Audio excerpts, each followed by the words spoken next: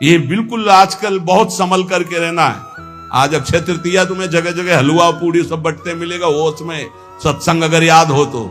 याद है सत्संग? बहुत कुछ बटेगा, लेकिन तुमको क्या लेना है? राधा नाम या ठंडाई या हलवा? देखो आज परीक्षा है तुम्हारी, आओ लाओ, तो ये चलेगा या आओ राधा राधा। जरूरत है तो 10 रुपये और निकाल के वहां रख दिया, ले वो और चीनी मंगा करके बांट देना दूसरों को। हम तो सत्संग सुन करके आए हुए। अक्षय तृतीया आज उपवास करेंगे, आज पानी भी दूसरे के द्वारा नहीं दिया पिएंगे। सुना, सब रास्ते वो बताए और बचने के भी रास्ते बताए। आज है अक्षय तृतीया, आज करो उपवास। एक टाइम शाम के भोग लगा करके श्री जी का रूखा सूखा घर में पा लेना, बाहर पानी भी मत पीना, मौन, खूब नाम जप करो। वैसे आज के दिन कहा जाता है दान पुण्य करे तो बहुत लाभ मिलता है। तो क्या दान करो? सर्वभूत दया। आज मैं नाम जप करूंगा और अपने नाम का सब पूरे भारतवासियों को, विश्व को दान करूंगा। सर्वे भवन्तु सुखिनः, सर्वे सन्तु निरामया, सर्वे भद्राणि पश्यन्तु मा कश्चित् दुःखभाग्। आज उपवास करूंगा और समस्त प्राणियों के दुखों का नाश करने के लिए उसका फल दान करूं। ये सत्संगियों का ये होता है, ठीक है? उपवास, शरबत, ठंडाई, हलवा, आओ आओ। तुम क्या कहोगे? राधे श्याम, प्रणाम किया, चल दिया। वो देते भी हैं और वो बचाते भी हैं। आपको ऐसे चलना है। हमारे प्रभु का तो सब कुछ है, लेकिन आपको कैसे चलना है? भगवान का आज जितना नाम जप करोगे कई गुना बढ़कर लाभ मिलेगा। अक्षय आज माना जाता है, जितना दूसरों को सुख पहुंचाओगे उतना ही वो आपका कई गुना बढ़कर, जिसे दान कहा जाता है, जिसे पुण्य कहा जाता है। सबसे बड़ा दान किसे कहते हैं? सबसे बड़ा दान जिसके आगे कोई दान न हो, नाम दान। इससे बड़ा कोई त्रिभुवन में दान नहीं। खूब कीर्तन जोर जोर से चल, परिक्रमा मार्ग में चल लो, कीर्तन करते हुए हजारों के कानों में पड़ रहा, बहुत बड़ा दान हो रहा है। या नाम जप करके दूसरे को, इससे बड़ा कोई दान नहीं। और सब दानों का कोई खास हमारे दिमाग में महत्व तो नहीं है। श्रवणम कीर्तनम ध्यानम हरे रदभुत कर्मणाम। भगवान की लीला का दूसरों को श्रवण कराने को कहा गया है। भूरिदा जनाओ, सबसे बड़े दानी जो भगवत चरित्र गान सुन, भगवान नाम कीर्तन सुनाते, भगवत ध्यान में लगाते हैं। इष्टम दत्तम तपो जप्तम वृत्तम यच्चात्मनः प्रियम, दारान सुतान गृहान प्राणान यत् परस्मै निवेदनम। जो यज्ञ है, दान है, तपस्या है, अथवा जप है, सदाचार पालन है, स्त्री पुत्र घर मकान जो भी आपके पास, प्राण धन जो भी है, सब का सब भगवान के चरणों में समर्पित कर दे, इसका फल होता है भगवत प्राप्ति। यज्ञ, दान, तप अथवा जप, सदाचार पालन, स्त्री पुत्र घर, अपना जीवन प्राण सब कुछ भगवान के चरणों में समर्पित कर दे। इसका मतलब क्या होता है? इसका मतलब होता है नाथ सकल संपदा तुम्हारी और मैं सेवक समेत। घर भी तुम्हारा, पत्नी भी तुम्हारी, पुत्र सब कुछ तुम्हारा, लेकिन उसे आप केवल भगवत भाव में रखिए। हे प्रभु, मैंने ये सब कुछ आपको समर्पित कर दिया और नाम जप कर दिए तो निश्चित भगवत प्राप्ति हो जाएगी। एवं कृष्णात्मनाथेषु मनुष्येषु च सौहृदम परिचर्यां चोभयत्र महत्सु नृषु साधुषु। जिन संत पुरुषों ने सच्चिदानंद स्वरूप भगवान श्री कृष्ण का साक्षात्कार कर लिया है अपने हृदयेश्वर के रूप में, ऐसे संतों का संग करे और समस्त प्राणियों पर सेवा करे। समस्त प्राणियों में विशेषकर मनुष्यों की, मनुष्यों में विशेषकर परोपकारी सज्जनों की, और सज्जनों में भी भगवत प्रेमी महात्माओं की यदि सेवा मिल जाए तो निश्चित भगवत प्राप्ति हो जाए। आज भगवान को चंदन अर्पित किया जाता है। प्रियालाल को आज चंदन चर्चित किया जाता है अक्षय तृतीया को। तो सबसे बड़ी शीतलता प्रदान करने वाली होती भजन वृत्ति। हमारी तो आंतरिक बात यही कि खूब आज भजन करो, उसका दान करो, तो उसका कई गुना फल कर आपको लाभ मिलेगा। पूरे विश्व को दान करो।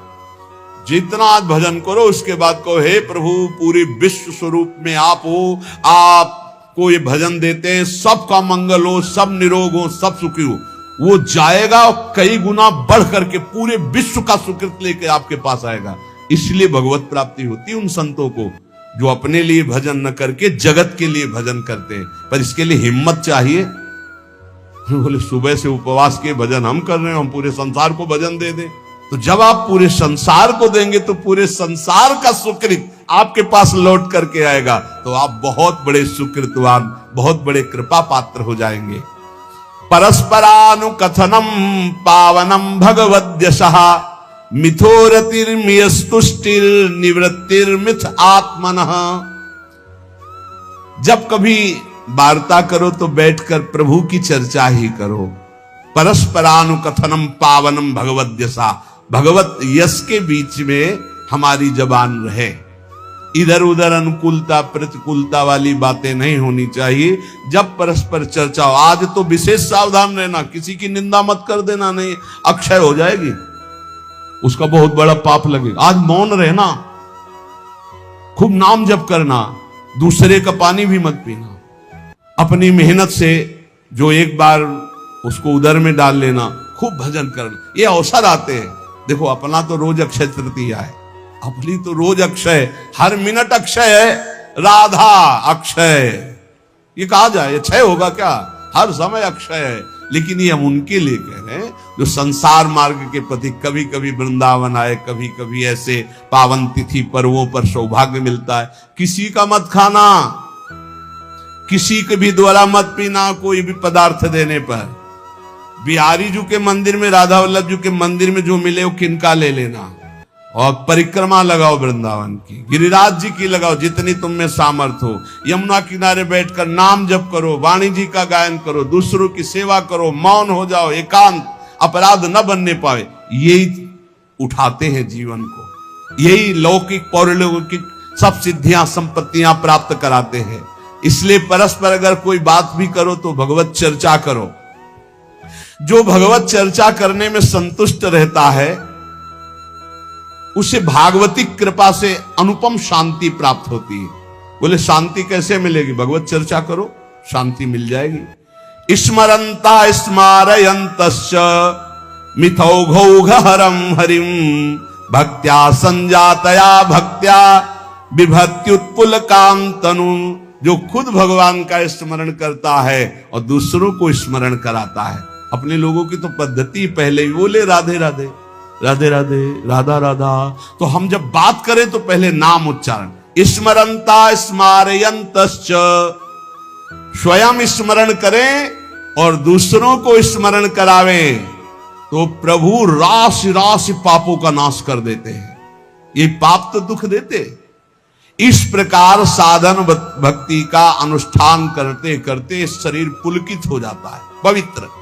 तो क्वचिद्रुदत्यंच्युत चिंतया क्वचित् धसन्ति नंदन्ति वदन्त लौकिकाः नृत्यन्ति गायन्त्यनुशीलयन्त्यजम् भवन्ति तूष्णीं परमेत्य निर्वृताः। जो दूसरों को भी भगवत स्मरण कराता है, खुद भगवत स्मरण करता है।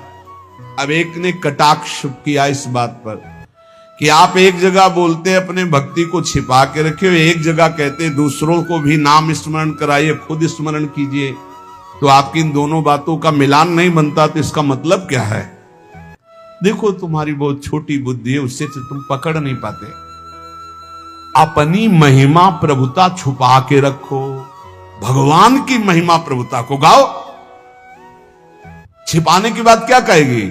आपका जो भागवतिक संबंध है उसमें जो आपको अनुभव हो रहा है, कृपा का, जो दुलार का, जो आपकी साधनात्मक उन्नति का, उसे छुपा लो। लेकिन भगवान की महिमा स्वयं गाओ, दूसरों को गाओ, भगवान नाम स्वयं जपो, दूसरों को जपाओ। ये अज्ञान के कारण तारतम्य को नहीं बैठाल पाते। अच्छा है पूछ लो, जिससे तुम्हारा संशय चला जाए। रोका जाता है कि अपनी भक्ति को छिपा के रखो। क्या भक्ति का स्वरूप? जो आपको दिव्य अनुभव हो रहे हैं उनको मत बोलो। आप ऐसा साबित मत करो। दूसरे को नाम जप करो, दूसरे को भगवत चर्चा सुनाओ, दूसरे की भागवतिक उन्नति चाहो और भगवान का यश गाओ, तो आपकी आध्यात्मिक उन्नति होगी। अपनी उन्नति के जो आपको अनुभव है उनको छुपा के रखो, उनको समाज में व्यक्त मत करो, उसे कहा जाता है छुपाना। अब उसकी हृदय की एक विलक्षण स्थिति होती है, वो कभी भगवान के चिंतन में ऐसे डूबता है कि अभी तक भगवान नहीं मिले, क्या करूं, कहां जाऊं, किससे पूछूं, मुझे कैसे भगवत प्राप्ति हो। अब वो चिल्ला चिल्ला कर रोने लगता है। क्वचित रुदत अच्युत चिंतया, भगवान के चिंतन में इतना डूबा, कैसे मिलेंगे, और चिल्ला चिल्ला कर रोने लगा। कभी वो भगवान की ऐसी लीला स्फूर्ति हो जाती, वो देखता है परम ऐश्वर्यशाली भगवान, यशोदा मैया छड़ी लेकर के रही, दिखा मुख, तूने मिट्टी खाई, भगवान डर रहे, ऐसी लीलाएं स्फुरित होती। वो कभी खिलखिलाकर हंसने लगता है, कभी भगवान के दर्शन की आनंद की उन्मत्तता में वो नाचता है, कभी लोकातीत भाव में भगवान के सामने गीत गाता है, भगवान से बात करता है। इस प्रकार उसकी दिव्यता, दिव्य भावों की जागृत हो जाती है। तो उपासक नाम जप करे, भगवत चर्चा सुने, और ऐसे लोगों का किसी भी तरह के कोई चमत्कार से प्रभावित ना हो, जहां प्रभु का नाम, प्रभु का रूप, प्रभु की लीला, प्रभु का धाम की महिमा का गान ना हो, बिल्कुल बच के रहो। कलयुग की आंधी चल रही, सच्ची मानिए, नाम जप से ही ब्रह्मबोध होता है, नाम जप से ही भगवत प्रेम होता है। नाम जैसा कोई महान धन नहीं, नाम जैसा कोई मित्र नहीं, नाम जैसा कोई तीर्थ नहीं, नाम जैसा कोई अंगरक्षक नहीं, नाम जैसा कोई अंगरक्षक नहीं। नाम पहारू दिवस निसी, ध्यान तुम्हार कपाट। रात दिन नाम जप कर रहे तो नाम का पहरा कोई बाल बांका नहीं कर सकता। खूब नाम जप करो, बचाओ, ऐसे पर्वों में अपने को बचाओ, दूसरों के दान पुण्य से बचो। कुछ भी नहीं लेना, प्रणाम भी किसी का नहीं लेना। कोई प्रणाम कर रहा है फौरन प्रणाम करो, वो पंचांग कर रहा है आप सर झुका लो, किसी का प्रणाम नहीं, किसी का कोई प्रतिग्रह नहीं, किसी की कोई सेवा नहीं। ऐसे अवसरों पर खूब भजन करके अपने को बढ़ाया जाता है। ऐसे अवसरों में कई गुना लाभ मिलता है भजन का, भजन से बढ़कर कोई लाभ नहीं।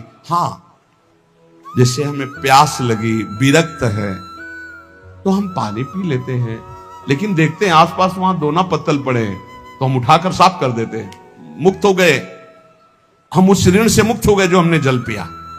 वहां आसपास देखा थोड़ा दोना पड़े जहां शरबत पिलाया जा रहा है, उनको साफ कर दिया, थोड़ी सेवा कर दी। चतुरता यही, किसी का प्रति, कल आप सुन रहे थे, जिसने कभी जीवन में किसी का प्रतिग्रह दान नहीं लिया है, वो कई जन्मों की स्मृति को प्राप्त हो जाएगा, जो यम का पालन करता है, जो किसी से चोरी नहीं की, कभी झूठ नहीं बोला, जो ब्रह्मचर्य का पालन करता है, शरीर को पवित्र रखता है, किसी का प्रतिग्रह, वो त्रिकालज्ञ हो जाएगा, भूत भविष्य वर्तमान सब ज्ञान उसको हो जाएगा।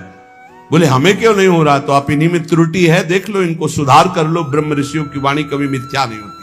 तो जितने सत्संगी जन है, सबसे प्रार्थना है आज खूब नाम जप करो, वैसे रोज जप करो, लेकिन आज विशेष जप करो, और किसी का भी कोई प्रतिग्रह दान सेवा स्वीकार ना करो।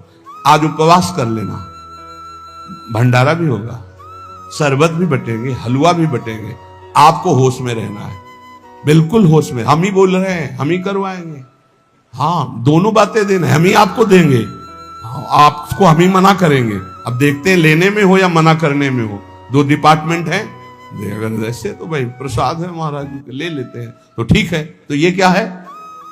ये वाणी का प्रसाद है, ये अमृत प्रसाद है।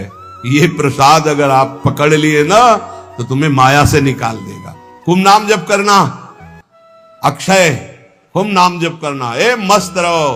भगवत प्राप्ति हमारे निश्चित है, क्योंकि हम श्री जी की शरण में हैं। मेरी महारानी श्री राधा रानी, हाँ पक्का, मस्त रहो। जय जय श्री राधे श्याम। संतों ने कृपा करके हमें भगवत उपदेश किए हैं, जिससे हमारे सारे दोष नष्ट हो जाए।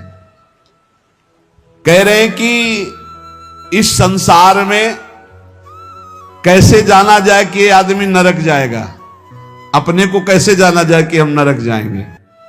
बोले विश्वासघातिनो ये च कृतज्ञाव्रत लोपिनः द्विज देवेषु विदृष्टा शांतयन्ते धराम नराः। जिसने किसी को विश्वास दिलाया और विश्वासघात कर दिया उसको नरक की प्राप्ति होगी। विश्वासघाती महापापी माना जाता है, कभी विश्वासघात न करे। कोई शरण में आ जाए या किसी को वचन दे दे या किसी को विश्वास दे दे फिर विश्वासघात करे, उसको नरक की प्राप्ति होती है। दूसरा, कृतज्ञ, तुम्हारे साथ उपकार किया, तुमने उपकार नहीं माना, उसका अमंगल किया, नरक की प्राप्ति होगी।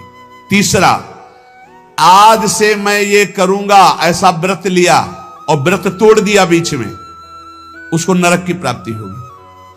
ये खिलवाड़ नहीं है कि मैं ये व्रत लूंगा, ये ऐसा करूंगा, मैं ऐसा धाम जाऊंगा, ये इतने लोगों को भोजन कराऊंगा। ये कई लोग ऐसे होते हैं जो बड़ी बड़ी बातें कह देते हैं, उनको पता नहीं कि ये खिलवाड़ नहीं है। ऐसा कर दूंगा, ऐसा कर दूंगा, ऐसा कर दूंगा, और किया कुछ नहीं, वो पहुंच गए नरक। व्रत का उल्लंघन करने वाले, प्रतिज्ञा का उल्लंघन करने वाले, नियम का उल्लंघन करने वाले नरक को प्राप्त होते हैं। मैं इतनी परिक्रमा करूंगा, मैं ऐसा करूं, कुछ भी नहीं। कोई नियम को ऐसे मत लो कि मैं ये करूंगा। ए प्रभु की इच्छा होगी, समय रहा, जीवन रहा तो हो जाएगा, नहीं रहा, आप सामय के मर गए तो। ये बात ध्यान रखिए, आगे चलकर मैं सन्यास लूंगा, विरक्त होके वृंदावन वास करो, नरक जाओगे अगर नहीं विरक्त हुए तो। मैं इतना यहां मंदिर बनवा दूंगा, नहीं बनवाया नरक जाओगे। वचन संभाल के बोलो, आज से मैं कुछ दिन व्रत रहूंगा। बकवास करना बंद कर दे तो जीवन उन्नति में हो जाता है। शाम का भोजन नहीं करूंगा, एकांत भजन करूंगा, नहीं भोजन मत करना, लेकिन सेवा करो, भजन करो। समझेंगे, वाणी को ऐसे बिखेरते चले जाते हैं। व्रत का उल्लंघन करने वाला नारकी गति को प्राप्त होता है। संतों से द्वेष करने वाला, गुरु से द्वेष करने वाला, ये नरक को प्राप्त होते हैं। और ध्यान से सुनो, जो माता पिता को दंडित करता है, गाली देता है, अपमान करता है, उसे सीधे नरक की प्राप्ति होती है। बिल्कुल पक्का समझ लो। माता पिता भगवान का स्वरूप है। मातृदेवो भव, पितृदेवो भव।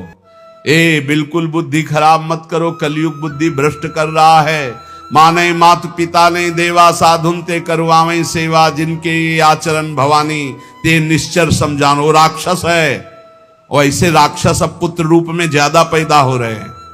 एक देखा हूं कि माता को बाल पकड़ के घसीट रहा है, लात से पेट में प्रहार कर रहा है, पिता को थप्पड़ और सीधे छाती पे लात।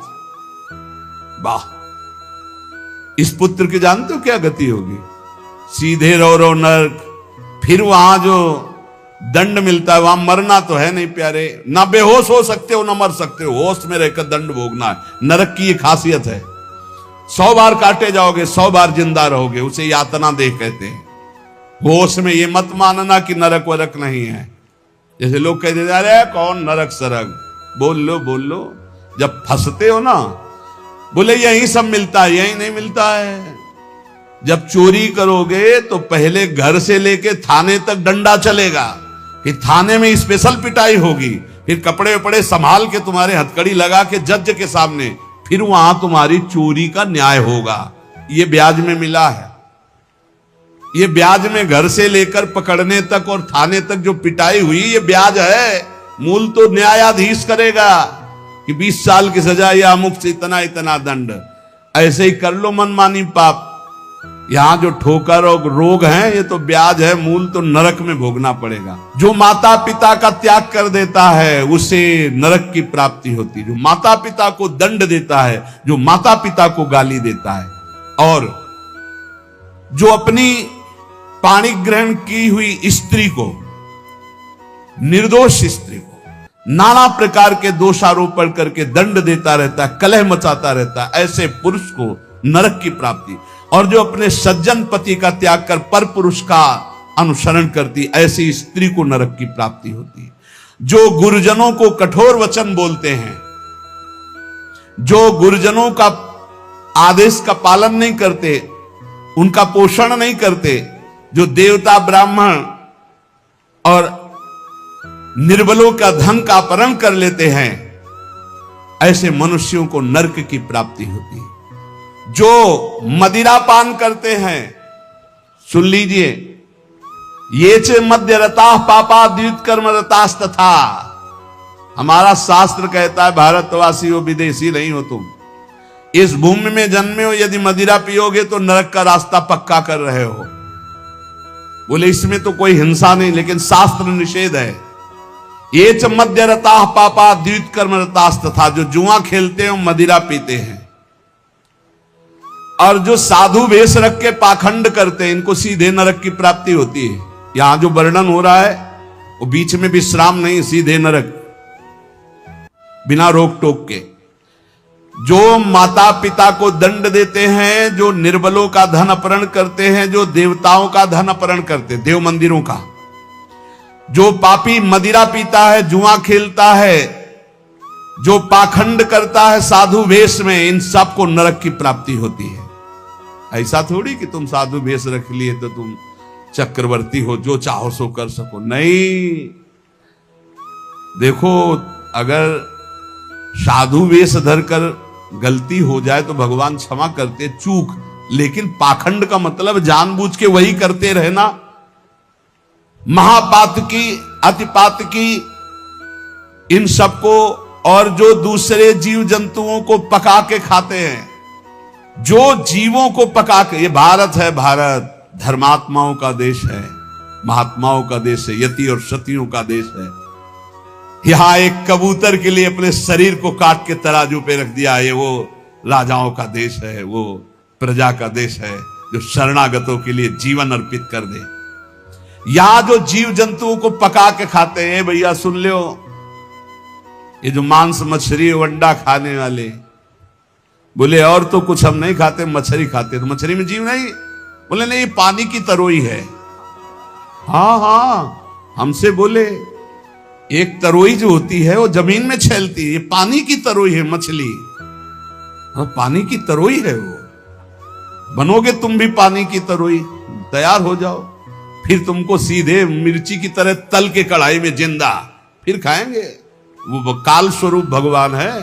अर्जुन को दिखाया कि देखो भीष्म द्रोणाचार्य लौंग इलायची की तरह फंसे हमारी दाढ़ों में, होश में रहो, शास्त्र आज्ञा है। जो दूसरे जीव जंतुओं को मार के उबाल के, बोले हम तो नहीं इसे पर खरीद के लाते हैं, वैसे ही भोग मिलेगा, दंड मिलेगा। और सुनो, जो सत्कर्म का संकल्प करके सत्कर्म नहीं करते, सत्कर्म का संकल्प लेके, सत्कर्म का ये करूंगा, ये दूंगा, ये ऐसा कभी मत बोलो, जबान से कर दो, कर दिया, जबान से बोल दिया और किया नहीं तो नरक जाओगे।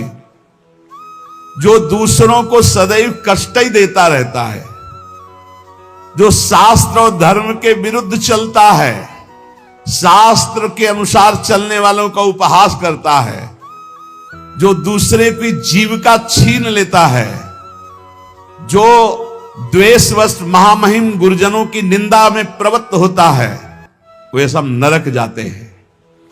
जो दाता दान दे रहा है और वो जाकर उसको भड़का के रोक देते हैं, नरक जाएंगे, दाता भी और भड़काने वाला भी। जो पाप कर्म के लिए प्रेरणा देता है, जो अनाथ उनको पीड़ा पहुंचाता है, इन भूतल पर ऐसे लोगों को नरक की प्राप्ति होती है और ये पाप उनको घोर दुख में, नरकों में ढकेलते हैं। ब्रह्मण्यम पुण्यमुत्सृज्य ये द्विजा लोभ मोहिताः कुकर्म युपजीवन्ति ते वै निरयगामिनः नरकगामी। ध्यान से सुनना, जो ऊंचे कुलों में जन्म लेकर के निम्न आचरण करते हैं, न संध्या है, न बंधन है, न अर्घ देना है, बस मनमानी पापाचरण, सीधे नरक, खिलवाड़ नहीं है। तभी कलयुग ने ब्रह्मा जी से कहा था चिंता मत करो। जैसे बड़े भैया ने सतयुग ने कहा हमारे राज्य में कोई नरक नहीं जाएगा, कि छोटे भैया त्रेता जी ने कहा कि हमारे राज्य में भी जैसे बड़े भैया का राज्य वैसे ही रहेगा। द्वापर ने कहा आज्ञा पालन की कोशिश करेंगे। तो कलयुग ने कहा ब्रह्मा जी से वचन देते हैं, भूल चूक से कोई स्वर्ग या परम पद चला जाए ना, सीधे नरक भेजेंगे, हाउसफुल, नरक हाउसफुल रहेगा। देख लो ना, यही लक्षण है, जो लक्षण है उनको देखो प्राय। जो लोभ से मोहित होकर परम पवित्र कुलों में जन्म कर होकर के अपने कुल धर्म का त्याग करके पापाचरण करते हैं, ऐसों को नरक की प्राप्ति होती है। जो भगवान को गालियां देते हैं, नास्तिक हैं, इनको नरक की प्राप्ति होती है। जो धर्म की मर्यादा को भंग करते हैं, उनको नरक की प्राप्ति होती है। जो कामी पुरुष दूसरे की स्त्रियों के साथ या कामी दूसरे पुरुषों के साथ, उनको नरक की प्राप्ति होती है। ध्यान दे दे, भारत है, धर्म विधान है। अब आप कह दो कि नहीं कानून नहीं, ये कानून, ये भागवतिक कानून है, भगवान का बनाया हुआ है, तुम्हें भोगना पड़ेगा। होश में सत्संग सुनाने के लिए ये बड़े बड़े शास्त्रों से, महर्षियों से इसीलिए चयन करते हैं कि तुम्हारे और हमारे होश ठीक रहे। ये भारत है, ये धर्म भूमि है, यहां मनमानी आचरण नहीं कि पतिवंचक पर पति रति करई, गोस्वामी तुलसीदास जी, रो रो नरक कल्प सत परई, ऐसे पुरुष के लिए भी है। जो दंभ करता है, जो किसी को दान देने की बात कह के पलट जाता है, उसे नरक की प्राप्ति होती है। जो दूसरों की चुगली करता है, जो अभिमान में भर करके दैन्य पुरुषों को सताता है, ऐसे लोग होते हैं। जो झूठ बोलता है बात बात पे, उनको नरक की प्राप्ति होती है। जो अपनी बात कह के सीधे पलट जाता है, जो दूसरों का धन हड़प लेता है, जो दूसरों को निष्कलंक होने पर भी कलंक लगाता है, ऐसे लोगों को नरक की प्राप्ति होती है। जो पराये सुख और संपत्ति को देखकर जलते हैं, जो प्राणियों के प्राण लेने में बड़े सुख का अनुभव करते हैं, तलछा तलछा कर मारते हैं, बहुत निर्दयी लोग हैं, बहुत निर्दयी लोग। ये जलाते हैं पशुओं को, ऐसे पैर बांध दिए, ऊपर ऐसे सरिया डाल के उसमें पैरों में, और नीचे आग लगा दी। धीरे धीरे घंटों में तड़प, अब मुंह बंधा है, आवाज नहीं निकल, तड़प तड़प कर वो मर रहे हैं। और वो 4-10 बैठे हंसी मजाक करे, करो करो मजाक करो। यमदूत ऐसे ही बांधेंगे, बिल्कुल ऐसे ही। और वहां यहां एक दिन तुम ऐसा पाप करोगे, वहां सैकड़ों वर्ष उसका भोगना पड़ेगा। जैसे 15-20 मिनट पाप कर ले, कत्ल कर ले, व्यभिचार कर ले, पूरे जीवन जेल में रहना पड़ेगा, फांसी भी हो सकती है। ऐसे ही यहां एक पशु को तुमने जलाया, आनंद लिया, वहां हो सकता है कि एक कल्प तक तुमको जलाया जाए। जैसे यहां एक 15 मिनट का अपराध, आजीवन कारावास। होश में ये नहीं मानना कि ये नरक स्वर्ग सब व्यर्थ है। जो लोग पराई स्त्री को फुसला के फंसा के दुराचार करते हैं, मार देते हैं, जो लोग कुआं, बगीचा, पोखरा, पौशाला, इन स्थानों को अपवित्र करते हैं व्यभिचार के द्वारा, मलमूत्र त्याग के, मान लो पानी है, पानी में मलमूत्र करना, पानी में व्यभिचार करना, ऐसों को सीधे नरक मिलता है, सीधे नरक। पोखरे में, कुएं में, बगीचे में जो अपवित्र आचरण करते हैं, उनको नरक की प्राप्ति होती है। जो देव स्थानों में दी गई जमीन संपत्ति को हड़प लेते हैं, जो बच्चों को चुरा लेते हैं, शिशु बच्चों को चुरा कर बेचना, या जो अतिथि को भोजन दिए बिना स्वयं भोजन कर लेते हैं, ऐसे लोगों को नरक की प्राप्ति होती है। जो सन्यास का संकल्प लेकर फिर सन्यास आश्रम को कलंकित करते हैं, जो मित्र भाव करके दगा दे देते हैं, ऐसे जितने पुरुष बताए गए, ये सब के सब नरकगामी होते हैं। इसलिए हम श्री भगवान का आश्रय लेकर नाम जप करते हुए सुधार करें, हमको नरक न जाना पड़े, इसी जन्म में हमारी भगवत प्राप्ति हो जाए।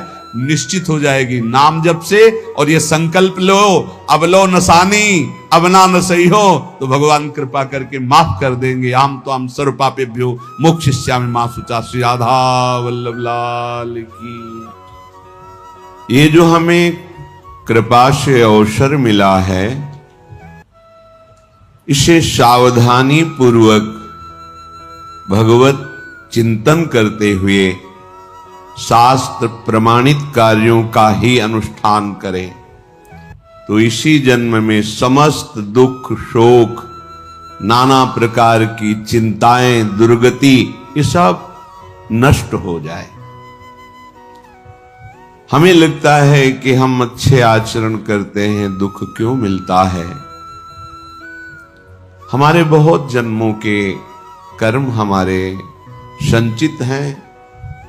जब तक हम भगवद अर्पित कर्म नहीं करेंगे, भगवान नाम जप नहीं करेंगे, भगवत आश्रय नहीं लेंगे, तब तक उन कर्मों का नाश तुम्हारे शुभ कर्मों से नहीं होगा। शुभ कर्म और अशुभ कर्म दोनों का अलग अलग भोग प्राप्त होगा, जिसे सुख और दुख कहते हैं। एकमात्र भगवत समर्पित कर्म और भगवत स्मरण इतनी सामर्थ्य है कि आपके सब पहाड़ के पहाड़ जैसे शुभ अशुभ कर्मों को विध्वंस करके महासुख प्रदान करेंगे। जब तक शुभ अशुभ कर्म रहेंगे, तब तक आपका जन्म मरण होता रहेगा, आपको दुख सुख की प्राप्ति होती रहेगी। जैसे किसी किसी को भ्रम होता है कि गर्भस्थ शिशु या बाह्य प्रकट हुआ या अभी बाल्यावस्था को है या किशोर अवस्था को है, इस जन्म में तो कोई पाप नहीं हुए, फिर वो क्यों मर जाता है या फिर वो क्यों असाध्य रोगों से ग्रसित हो जाता है। जीव पुरातन है, भगवान का अंश, और उसी ने जिन जिन शरीरों को धारण करके जैसे जैसे कर्म किए हैं, वैसा वैसा उसको परिणाम भोगना पड़ता है। पहली बार थोड़ी मनुष्य बना है, शास्त्रों बार बन चुका होगा। जैसे प्रश्न उठता है कि 84 लाख योनियों में एक योनि है जिसमें कर्म नवीन किया जा सकता है, तो अभी तो वो मनुष्य योनि में है, पीछे क्या ऐसे कर्म किए? तो आप जानते हैं ये कितने करोड़ बार मनुष्य बन चुका है? नहीं जानते। अल्पज्ञ होने के कारण आप प्रश्न कर देते हैं कि मनुष्य योनि तो 84 लाख योनियों में एक बार ही मिलती है, और अभी वो मनुष्य बना है, कोई नवीन कर्म किया नहीं, ना शुभ ना अशुभ, फिर उसे दंड क्यों मिल रहा है? क्योंकि अन्य योनियों में किए हुए कर्मों का परिणाम मनुष्य योनि में नहीं भोगना पड़ता। जैसे पशु है, पक्षी है, वो तो प्रारब्ध के अधीन होता है, नवीन कर्म कर ही नहीं सकता। फिर ये परिणाम किसका भोग रहा है? जो अभी अभी नवीन अवस्था को प्राप्त हुआ है मनुष्य शरीर में। तो आप अल्पज्ञ हैं, आप पीछे के जन्म नहीं देख पा रहे कि आप करोड़ों बार मनुष्य बने हैं। हर बार आपने वासना की फिसलन में फिसल करके अशुभ कर्म किए और भगवान को प्राप्त होने वाले भगवत प्रीत्यर्थ कर्म नहीं किए, भजन नहीं किया। अनादिकाल से भटकते चले आ रहे हैं। ये क्यों म्यों छोड़ करके यदि शास्त्र और संतों की बात मान लें, तो आपका ये जन्म सब कर्म संस्कारों को मिटाकर परम पावन भगवान के चरणों की प्रीति प्रदान कर दे।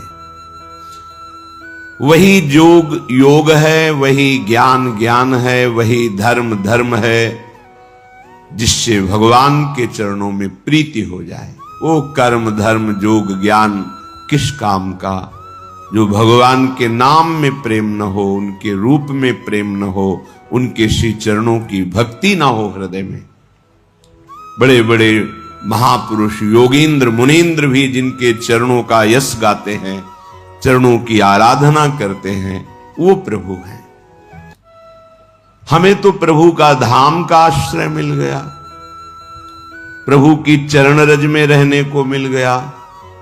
बहुत महिमा है इस धाम की। श्रीपाद कह रहे हैं यत्रैव प्रकटम किशोर मिथुनम तद गौरनीलच्छवि श्री सस्यापि विमोहनम स्मरकला रंगैक रम्याकृति सर्वानंद कदम्ब कोपरि चमत्कारम महादुर्लभम कंचित प्रेम रसम स्रवत्तदखिलम क्षिप्त्वैह वृंदावनम। हे भाई, यत्रैव प्रकटम किशोर मिथुनम तद गौर नीलच्छवि, एक के श्रीअंग की कांति, अद्भुत गौरांग बदन स्वामिनी जो, और अद्भुत श्याम सुंदर श्री लालजू महाराज। यत्रैव प्रकटम किशोर मिथुनम, यहां प्रगट विराजमान है, प्रगट लीला कर रहे हैं। आप कहोगे हमें दिखाई नहीं देते, तो आपकी तो इतनी मलिन दृष्टि है कि आप अपने को नहीं देख पा रहे हैं। इसी घर में रहते हुए कहां आपकी दृष्टि है? आपकी तो मायामयी दृष्टि है, पार्थिव, जिसमें स्त्री पुरुष जड़ चैतन्य दोष गुण लाभ हानि सुख दुख जन्म मृत्यु, ये जो मायाकृत खेल है यही दिखाई दे रहा है। आप अपने को भी तो नहीं देख पा रहे हैं, तो अपने अंशी प्रभु को देखने की क्षमता तुम्हारे दृष्टि में कहां है? जैसे कोई प्रश्न करे कि श्रीपाद कह रहे यत्रैव प्रकटम किशोर मिथुनम तदगौर नीलच्छवि, यहां प्रगट विराजमान है, उनका महल है, वो भ्रमण करते हैं, वन विहार करते हैं, लीलारत हैं। मुझे तो कहीं नहीं दिखाई दे रहा, तुम्हें तो तुम ही नहीं दिखाई दे रहे हो। तुमने देखा अपने को? आपके पास ऐसी दृष्टि अभी नहीं है कि आप भगवद अंश अपने आप को देख लो। आप तो माया रचित दृश्य को केवल देखते हैं, शरीर और ये शरीरों के प्रकार। आपकी दृष्टि अभी उस योग्य नहीं है। उपासना से दृष्टि प्राप्त होती है, तब इन्हीन नयनन सब सुख देखें, अपनो जन्म सुफल कर लेखें। श्री ध्रुवदास जी महाराज परम रसिक। इन्हीं नयनन, इन्हीं दृष्टि में श्री जी की कृपा दृष्टि जागृत हो जाती है। तब निकष कुंज ठाढ़े भय भुजा परस्पर अंश, श्री राधा वल्लभ मुख कमल निरख नयन हरिवंश। प्रेम नेत्र प्रकाशित हो गए, मानस नेत्र प्रेममय हो गए। अब दिखाई दे रहा गौर नीलच्छवि, गौरांग बदन, अनंत बिजलियों की कांति श्री लाडलीजू, और अद्भुत लावण्य श्याम सुंदर श्री लालजू महाराज, दोनों गलबहियां दिए हुए कुंज निकुंजों में प्रगट अभी यही आज अतिराजत दंपति भोर। आज पर हमारे नेत्र नहीं है कि हम वो देख पावे। हमारे क्या श्री सस्यापि विमोहनम स्मर कला रंगैक रम्याकृति, लक्ष्मी के भी वो नेत्र नहीं जिससे ये रस, तभी बहुत गूढ़ एकांतिक रस है। ब्रह्मा का भी जो दिव्य ज्ञान है, दिव्य नेत्र है, अभी उनमें वो प्रेम नेत्र नहीं जिनसे प्रिया प्रीतम की इस रसमयी विलास स्थिति को देख सके। वो तो बाल कृष्ण की लीला को ही देखने की सामर्थ्य नहीं रह गई, और कंपायमान शरीर होकर 3 परिक्रमा करके स्तुति करके चले गए ब्रह्मा जी। ये हमारे गौरांग बदन लाडलीजू महाराज और श्याम बदन लालजू महाराज, ये यहां विराजमान है। मान लो आपको दिखाई नहीं दे रहे, पर आप मानते हो ना कि आप हैं, ऐसे आप मान लो। श्रीधाम वृंदावन प्रिया प्रीतम की नित्य लीला स्थली है। यहां एक सर्वानंद कदम माने समूह होता है, सर्वानंद का समूह, अद्भुत चमत्कार महादुर्लभम। सर्वानंद कदम्ब कोपरि चमत्कारम महादुर्लभम। अपनी बुद्धि नहीं है कि इस बात को समझ सके। जहां हमारी लाडली जू और लालजू गलबैया दिए हुए विहरण कर रहे हैं, उस शोभा को देख करके कोई भी, चाहे योग जनित सुख हो, चाहे ज्ञान जनित सुख, ये भोगों की तो ब्रह्मादिक जितने भी भोग हैं, ये तो इस लगन में फीके पड़ जाते हैं। ब्रह्मादिक के भोग सब विषम लागत ताहि, नारायण ब्रज चंद की लगन लगी है जाई। कंचित प्रेम रसम स्रवत दखिलम क्षिप्त्वैव वृंदावनम।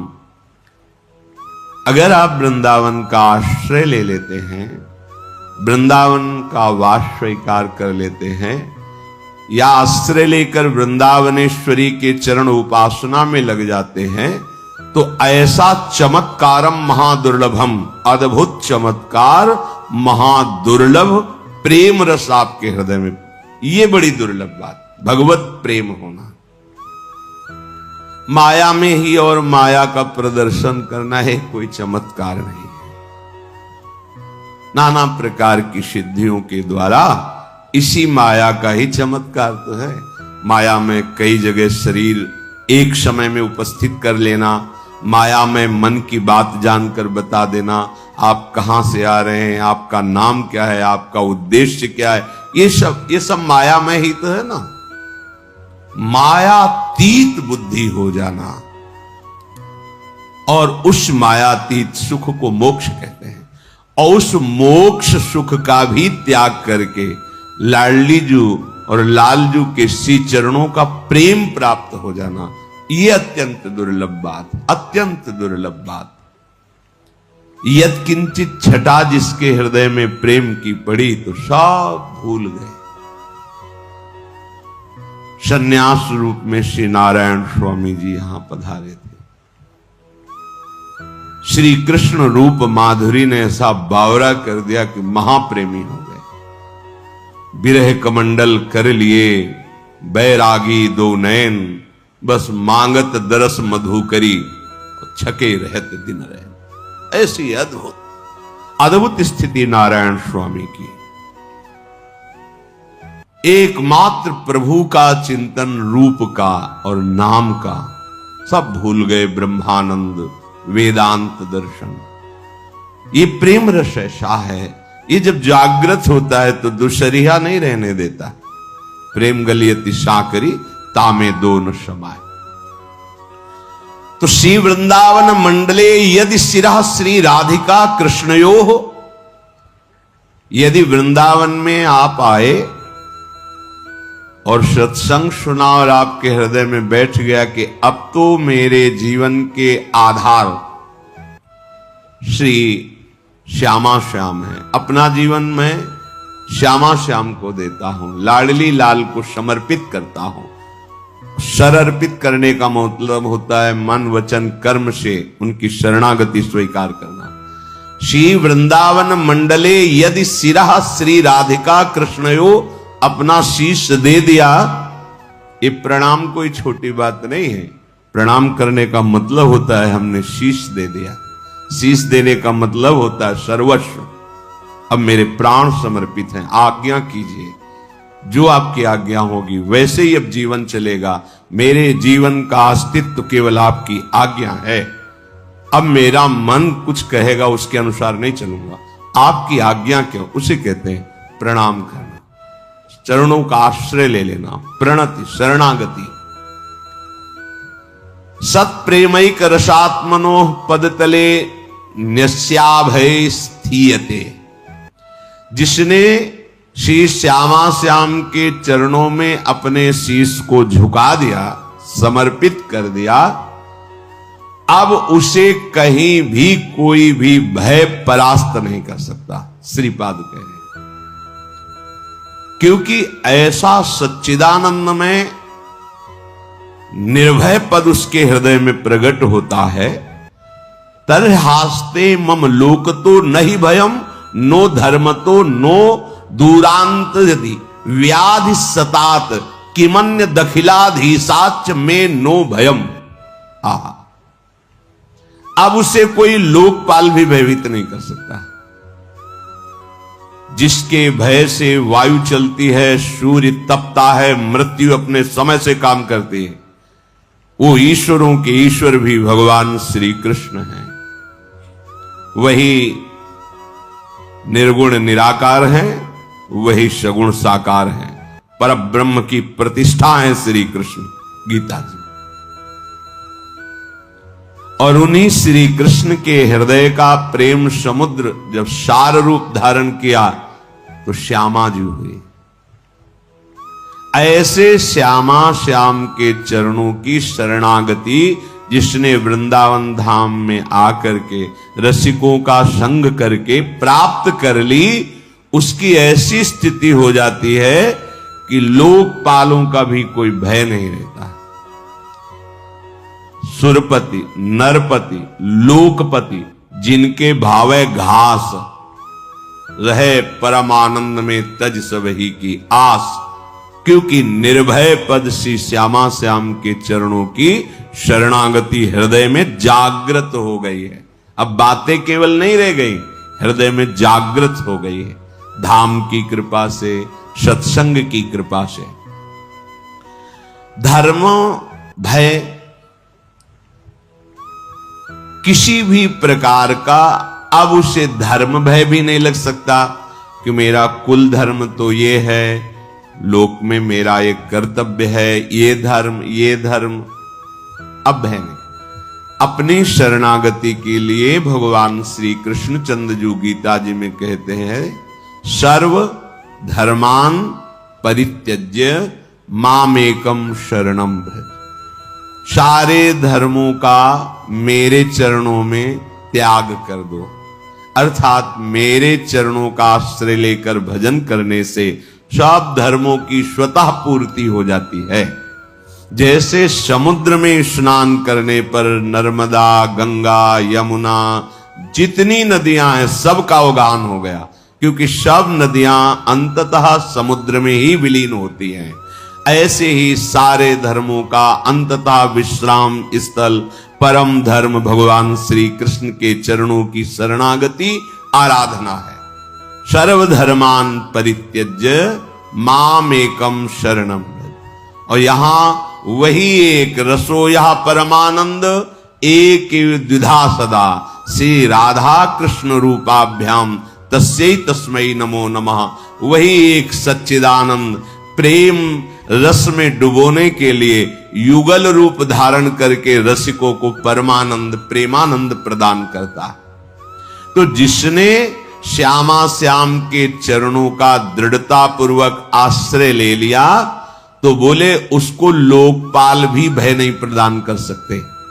जैसे यमराज ये भी लोकपाल हैं, वरुण ये भी लोकपाल हैं, अग्नि ये भी लोकपाल हैं, वायु ये भी ये बड़े बड़े जो लोकपाल हैं ये भी भय प्रदान नहीं कर सकते।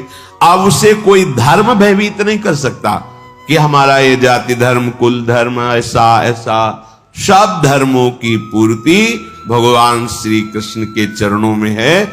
इसीलिए गोकर्ण जी ने अपने पिता को जब उन्होंने हाथ जोड़कर कहा, बेटा मैं तो मोह में फंसकर पुत्र प्राप्ति को ही सर्वस्व समझता था, लेकिन इस धुंधकारी के द्वारा की हुई अत्याचार से आज समझ में आया कि ये ठीक नहीं है मोह। अब कैसे त्यागूं, कैसे भगवान को रिझाऊं? तो उन्होंने कहा, धर्मम भजस्व सततम, सतत धर्म का ही भजन करना चाहिए।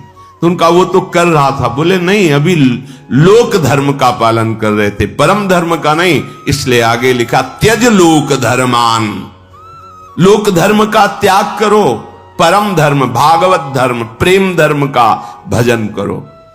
कैसे समझूं कि किसे भागवत धर्म कहते हैं, किसे प्रेम धर्म कहते हैं? बोले संतों की सेवा करो, सेवन करो भगवत प्रेमी महात्माओं का, तो पता चल जाएगा कि भागवत धर्म किसे कहते हैं, प्रेम धर्म किसे कहते हैं।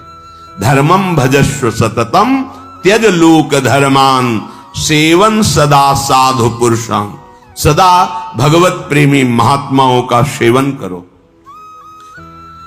अगर आप आगे की बात नहीं समझे तो संत संग करने पर भी लाभ नहीं मिलेगा। जहि काम तृष्णाम, कामना और तृष्णा का त्याग करके संत संग करो। अगर कामना रखोगे और तृष्णा, तो संत संग का लाभ आपको अनुभव में नहीं आएगा। कामना किसे कहते हैं? देखे हुए, सुने हुए, पढ़े हुए भोगों को भोगने की इच्छा का नाम कामना है, और भोगे हुए भोगों को पुनः भोगने की इच्छा का नाम तृष्णा है। इसलिए कह रहे साधु सेवन करो, पर जहि काम तृष्णाम, कामना और तृष्णा का त्याग कर भगवत प्रेमी संतों का सेवन करो। जब भगवत प्रेमी संतों का सेवन करोगे तो आप में सद्गुण जागृत होंगे। तो उसमें सावधानी ये रखना है, अन्यस्य दोष गुण चिंतनमासु मुक्त्वा, तुम्हें कहीं गुणाभिमान न हो जाए। संत संग कर रहे हो, भगवत आराधना कर रहे हो, तुम में सद्गुण व्याप्त होंगे, लोग सम्मान करेंगे, तो कहीं तुम दूसरों के दोषों का दर्शन और निंदा करना शुरू न कर देना। इसलिए सावधान रहना। लोक धर्म का त्याग करके भागवत धर्म का सेवन करो। भागवत धर्म का परिचय भगवत प्रेमी महात्माओं के संग से होता है। संग का रंग कामना और तृष्णा के त्याग से चढ़ता है, और उस रंग को संभाल सके इसलिए अन्यस्य दोष गुण चिंतन मास मुक्त्वा, दूसरे के गुण दोष का चिंतन त्याग कर दे। हमारे पास समय ही न बचे अपने भगवत चिंतन से। कभी नाम, कभी गुण, कभी लीला, कभी रूप, कभी धाम, कभी सेवा, हमारा सारा समय इसी अभ्यास में जाए। अन्यस्य दोष गुण चिंतन का तब हमें अवसर मिलता है जब हम प्राप्त दिनचर्या का प्रमाद के कारण त्याग करते हैं। अगर भगवत प्रदत्त, गुरु प्रदत्त दिनचर्या का हम ईमानदारी से पालन करें तो हमारे पास समय ही नहीं है किसी के गुण दोष देखने का। इसलिए कह रहे अन्यस्य दोष गुण चिंतन मास मुक्त्वा, सेवा कथा रस महो नितराम पिबत्वम, भगवान की लीला चरित्रों का गायन, श्रवण और प्रभु के श्री अंग की सेवा। अपनी कुटिया में ठाकुर जी को विराजमान जो किए हैं वो साक्षात हैं। ऐसी भावना से उनकी सेवा में रत रहना। तो यदि आप श्यामा श्याम के चरणों की शरणागति ले ली तो अब आपको धर्म का भी भय नहीं करना कि मेरा कुल धर्म, मेरे कुल देवता, मैं एक पिता हूं, मेरा ये कर्तव्य, मैं एक पुत्र हूं, ये सब कर्तव्यों की पूर्ति स्वतः हो जाएगी जब आप भगवान के आश्रित हो जाओगे। तो इसका मतलब ये सब नहीं करना चाहिए, नहीं, अंतर्भाव नहीं समझ पाए। जब आप भगवान की शरण में होगे तो आपकी बुद्धि इतनी पवित्र होगी कि आप एक पिता का, एक पुत्र का, एक पति का या एक पत्नी का या अपना ऐसा महान आचरण सद्गुण प्रकाशित करेगा इस शरणागति कि सब आप पर प्रसन्न हो जाएंगे, सब आपको आशीर्वाद देंगे, ऐसे आचरण आपसे होने लगेंगे। पर आपकी रति होगी भगवान के ही चरणों में, प्रभु के नाते से ही सब कर्तव्यों का पालन होगा। तरहास्ते मम लोकतो नहीं भयम नो धर्मतो नो दूरांतादि व्याधि सतात। अगर किसी कर्म के वशीभूत होकर के हमारे शरीर में 100 भयानक रोग एक साथ पैदा हो जाएंगे तो भी मेरे हृदय में कोई चिंता नहीं रहेगी, क्योंकि हम श्यामा श्याम के शरणागत हैं। अक्षरशः सत्य है। हृदय से शरणागति स्वीकृत हो जाए तो ये बात कह रहे कि 100 यदि रोग एक साथ प्रकाशित हो जाएं इस शरीर में तो भी मेरे हृदय में कोई चिंता, कोई शोक, कोई भय नहीं होगा, क्योंकि हम प्रभु के शरणागत हैं। ऐसे अखिल ब्रह्मांडों का कोई अधिपति भी हो, जैसे अखिल ब्रह्मांडों का अधिपति काल है, समय, वो ब्रह्मा को भी खा जाता है। ब्रह्मा भी उससे भयभीत होते हैं क्योंकि उनकी भी अवधि है। अखिल ब्रह्मांडों का अधिपति भी मुझे अब भयभीत नहीं कर सकता। भगवान का ही स्वरूप है काल। समुझ जे आए शरण ते डरत ना काल डर। जो ऐसा समझ करके श्यामा श्याम के चरणों का आश्रय ले लेते, वो काल से भी भयभीत नहीं होते। कैसे? देखो, मृत्यु की बात सुनकर भय लगता है, मरने से हमारा स्वभाव बन गया भयभीत होने का, और मृत्यु से तो खास डर लगता है। सच्ची मानिए, जो भक्त जन होते हैं, जिनका हृदय प्रभु को समर्पित होता है, उनके मृत्यु का समय ऐसा होता है जैसे विशाल हाथी के गले से रायबेल की माला टूट के गिर जाए। रायबेल जो श्वेत, उसको पता ही नहीं चलेगा कब छूट गया। बस मृत्यु भयावह नहीं, भयावह तब होती है जब हम केवल शरीर में आसक्त है और यहां की सब सामग्री हमने मेहनत के द्वारा पैदा की, और जब छूटने का समय आता है तो सब छूटेगा। जिनसे हमने परिचय बनाया वो छूटेगा, जिसको हमने अपना माना वो छूटेगा, तो अब मिलेगा क्या? अब केवल भय ही भय है। कहां जाऊंगा, कौन मेरा है, क्या होगा, ये सब मेरे तो छूट रहे हैं, अब क्या होगा? अब भय है।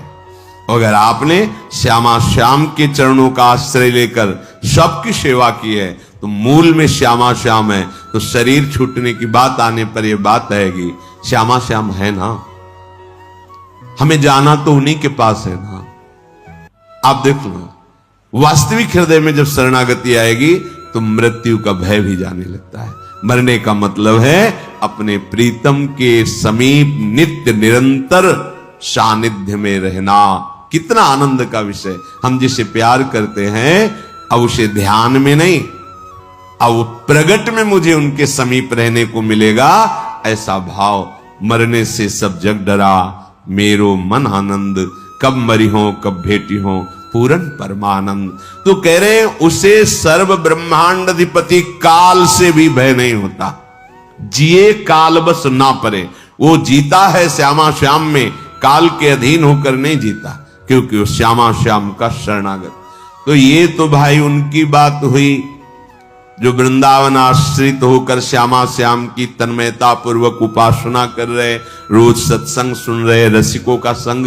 पर हम तो दूर से आए हैं, आज ही रुकेंगे फिर चले जाएंगे, और घर गृहस्थी में इतना भजन साधन तो बनता नहीं। वहां तो सुन लिया, पर आचरण और वायुमंडल का प्रभाव हमें ऐसी स्थिति में तो रहने नहीं देता कि 100 व्याधि हो जाए, मुझे कोई चिंता ना हो, मुझे किसी धर्म की परवाह नहीं, लोकांतर के अधिपतियों का कोई डर नहीं। ऐसा तो नहीं है ना। तो हमारे लिए क्या है? तो श्रीपाद कह यत् पुष्पम घ्रातवन्तः, धन्य है, सकृदपि पवनम वा स्पृशन्तः स्वरूपम, लोकम वा लोकयन्तः, कमपि नति कृतः करहि चिद्यद्दिशेपि, यन्नामाप्येक बारं शुभमभिदधतः कीकटादौ च मृत्वा, प्राप्स्यन्ते वाञ्जसा तन्मुनिवर महितं धाम ये केचिदेव। आहा, ये धाम देगा आपको क्या? बोले यत् पुष्पम घ्रातवन्तः सकृदपि, यदि वृंदावन में प्रकट हुए पुष्प को, जो वृंदावन की भूमि में प्रकट, बड़ी महिमा, तभी कहते हैं। अब ऐसा समय आ गया है कि लताओं का आदर नहीं है, बड़ा दुर्भाग्य प्रकट हो रहा है। करे तो क्या करे, माया ने ऐसी समस्या में फंसा दिया। अब वो 50,000 रुपया गज की 100 गज जगह खरीदी, अब 100 गज में उसमें वृक्ष रखे या अपना मकान बनाए, क्योंकि सब बड़ी मुश्किल से धन संग्रह करके वृंदावन वास के लिए उसने जगह खरीदी है। अब एक पीपल का वृक्ष, बरगद का वृक्ष, वो खुद अपना अधिकार जमा ले, अब क्या करें? ये दलीलें हमारी बुद्धि में जागृत होती है कि हम क्या करें, इतनी महंगी जगह ली, अब लता। पर हमें ये ध्यान रखना है कि कोटि ब्राह्मणों की, ब्रह्म ऋषियों की हत्या का जो फल है, वो यहाँ की लता को काटने पे है। ये धाम है। यहाँ हमारे प्यारे जो लता के नीचे खेलते हैं, लता भवन सुख शीतल छहा, श्री हरिवंश रहत नित्य जहां तहां न वैभव। हाँ, यहां की लताएं बड़े बड़े परमहंस महात्मा है, पर दुर्भाग्य है ऐसी माया ने बुद्धि अपने लोगों की कर दी कि कोई रास्ता ही नहीं समझ आता। अब जगह खरीदे तो उसमें लता रहने नहीं देंगे, लता नहीं रहेगी तो वहां बिल्डिंग बनाओगे तो भजन नहीं रहेगा, क्योंकि अपराध तो पहले ही कर दिया। महान वृक्षों का हनन वृंदावन के रसिकों ने जी देखा है कि ये लताएं समर्थ हैं प्रिया प्रीतम के प्रेम रस प्रदान। श्री बिहारिन देव जी महाराज स्वामी हरदास जी की कृपा पात्र जन कह रहे हैं कि प्रेम पदार्थ अति दूर है बिन से रज रूख। बिना लता का सेवन के, रज का सेवन के यहां का प्रेम नहीं समझ। जैसे बाहर से लोग बोलते थे ना, क्या क्या ये सब प्रेम, क्या क्या जानोगे, अपने को नहीं जानते, धर्म को नहीं जानते, सत्य को नहीं जानते, इंद्रियों को नहीं जानते, मन को नहीं जानते, उनको अधीन नहीं कर सकते। केवल बातें बनाने से होता है। परमार्थ अध्यात्म केवल भाषण थोड़ी है, ये बातें थोड़ी हैं, ये जीवन समर्पित करके ये खेल खेला जाता है, तब कहीं कुछ समझ में आता है, वो भी गुरु कृपा से अहंकार रहित होकर पूर्ण जीवन समर्पित, एक एक सेकंड प्रयत्नशील रहकर भगवत आराधना, तब कहीं समझ में आता है। अगर वृंदावन में वास कर गमले में ही सही 2 रायबेल के पौधे लगा लो, कोई फूल के लगा लो, और वृंदावन की रज में प्रकट हुआ एक फूल लाकर श्यामा श्याम के चरणों में, नाम सेवा में, रूप सेवा में, विग्रह सेवा में अर्पित, और अर्पित पुष्प को एक बार सूंघ लिया, ये प्रसादी पुष्प की महिमा। यत पुष्पम घ्रातवंतः सकृदपि, एक पुष्प वृंदावन का, वृंदावन के पुष्प की बड़ी महिमा है। एक पुष्प लिया, श्री जी को अर्पित किया, और जब प्रसादी मिला और सूंघा, सकृदपि, एक बार वृंदावन की। फिर आप वृंदावन में आए, एक बार घूमे तो हवा लगी ना, पवनम वा स्पृशंतः स्वरूपम, यहां की वायु का स्वरूप जानते हो? प्रिया प्रीतम के श्रीअंग का स्पर्श करके यहां की वायु बहती है, हमें दिखाई नहीं दे रहे, पर वो हैं। यमुना रस रानी का स्पर्श करते हुए, बिहारी बिहारिन जो का, इतने प्रेमी महाभागवतों का रज रानी का स्पर्श करके जो वायु चलती है, वह स्पर्शंता आपके शरीर को छुई ना वायु। लोकम वालोकयंतः, एक बार आपने वृंदावन का के दर्शन किया, नतिकृता करहिचित यद्यशेपि, एक बार आपने किसी भी दिशा में विराजमान ठाकुर जी के दर्शन के, राधा दामोदर, राधा मदन मोहन, राधा गोविंद, राधा रमण, राधा वल्लभ, गली गली में भगवान कृपा करके यहां विराजमान है। यहां कोई घर ऐसा नहीं जहां ठाकुर जी विराज, अरे परम धाम है। किसी भी दिशा में यहां केवल श्यामा श्याम ही है, वो नाम रूप कोई अलग हो, नाम रूप अलग हो तो भी। एक बार गोस्वामी श्री तुलसीदास जी को अमनिया किसी ने लाया, बोले अमनिया है, अपने ठाकुर को भोग लगा लो। बोले ब्रज यहां अमनिया है ही नहीं। क्यों? बोले यहां सब श्यामा श्याम का ही जूठन है, ये श्यामा श्याम का धाम है, यहां कोई भी अन्य नाम रूप हो, भोग लगता श्यामा श्याम का है, उनका महल है, इसके बाद सब पाओ श्यामा श्याम का ही है। गोस्वामी जी ने कहा अमनिया नहीं, या तो सब उनका है, श्यामा श्याम का है। यहां किसी भी दिशा में प्रणाम कर लिया ठाकुर जी ने, और वो यहां से चला गया। एक बार यन्नामा पेक बारम शुभम विदधता, एक बार यहां के जय जय श्री राधे, एक बार उच्चारण किया राधा, बस।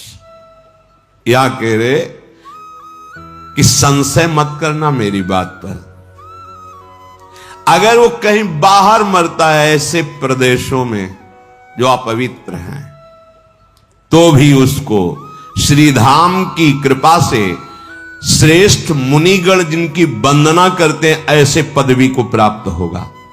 इसीलिए कहा है प्राप्स्यन्ति वांजसा तनु मुनि वर महितम धाम ये केचिदेव, ये धाम देगा उसको ऐसी महिमा में पद, शरीर कहीं भी शरीर छोड़े, कि मुनिजन वंदना करते हैं जिस पद की, उस पद को धाम प्रदान करेगा। इसलिए कह दिया कि तुम इसमें संशय मत करना, क्योंकि ऐसा संशय हो सकता है। एक बार वृंदावन की प्रकट हुई भूमि में पुष्प लेकर श्यामा श्याम के चरणों में समर्पित करके सूंघ लिया, एक बार वृंदावन का दर्शन कर लिया, एक बार किसी ठाकुर को मंदिर में जो विराज प्रणाम कर लिया, एक बार यहां की वायु लग गई और एक बार यहां जय जय श्री राधा, जय जय श्री राधा, राधा राधा वल्लभ लाल की जय, जाओ। कहीं भी तुम्हारा शरीर छूटेगा तो श्रीधाम तुम्हें वो परम पद प्रदान करेगा जो मुनियों के द्वारा बंदनीय है। अब इससे बढ़िया और बात क्या हो सकती? दो बातें हो गई। यदि आप वृंदावन का आश्रय लेकर अनन्य भाव से श्यामा श्याम की शरणागति स्वीकार करके भजन करते हो तो ना लोकपाल का भय, ना धर्म का भय, न काल का भय, न मृत्यु का भय, कोई भी भय तुम्हें भयभीत नहीं कर सकता, चाहे 100 असाध्य रोग एक साथ हो जाए। यदि आपसे ऐसा नहीं हो पाया, एक बार वृंदावन आए, दर्शन किया, एक फूल प्रसादी सूंघ लिया, आपके शरीर में वृंदावन की वायु लगी, आपने यहाँ के ठाकुर को प्रणाम किया, यहाँ के किसी जन की चरण वंदना कर ली और नाम उच्चारण किया, राधा राधा, ये महारानी जी का महल है, राधा राधा राधा, जाओ। अब कहीं भी तुम्हारा शरीर छूटेगा तो श्रीधाम जिम्मेवारी लेता है, वो तुम्हें ऐसा पद प्रदान करेगा वृंदावन। देख लो, इसमें स्पष्ट लिखा है, तन मुनिवर महितम। मुनिवर जो बड़े बड़े तपस्वी जन जिस पद की आकांक्षा करते हैं, वंदना करते हैं, वो पद उस व्यक्ति को मिलेगा, कहीं भी उसका शरीर छूटे। ऐसे श्रीधाम का जहां एक बार की ऐसी महिमा है, हम ऐसा घाटे में क्यों रहे? एक बार हम अगर बाहर रहते तो जब छुट्टी मिले बार बार आओ, खूब राधा राधा जपो, बात मान लो, मान लोगे तो फिर जान लोगे, और जान लोगे तो समझाना नहीं पड़ेगा, जानत तुम्हें तुम्हें हो जाए, खुद तुम्हें भगवदानंद की अनुभूति हो जाए।